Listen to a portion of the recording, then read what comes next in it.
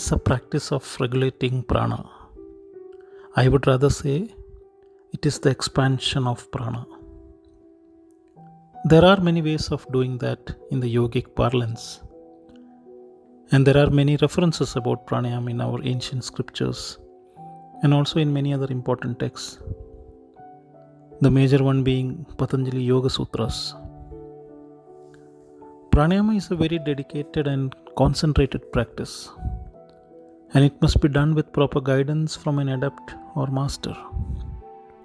I have seen people doing pranayama in a very casual manner. First of all, few things have to be understood. What do you mean by prana? I don't think many people have an idea what they are referring to when they talk about prana. So prana is not breath.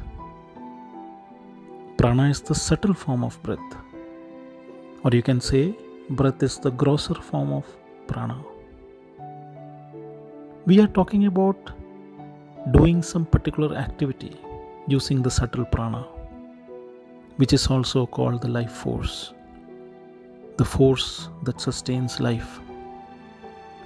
So we are dealing with something that powerful here. Hence, you have to be careful. Secondly, there are two types of pranayams.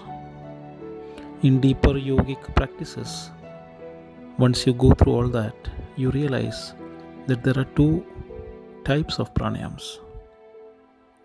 One is the Bahirmukhi pranayam, where you externally control the nostrils using hands, etc.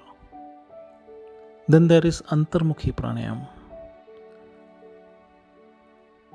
It's an inward practice where you don't use your hands or limbs to control the prana from outside, but you control it from inside and regulate it or make it move based on a particular pattern.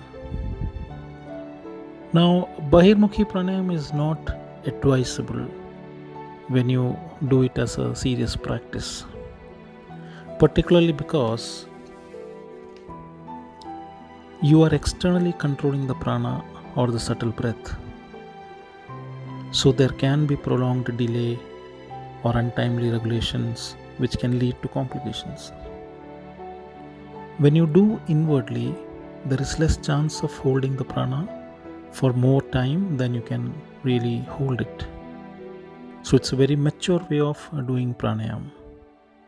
And if you go into deeper practices and when you are keen on the spiritual awakening, it is better to practice Antarmukhi pranayam with proper guidance.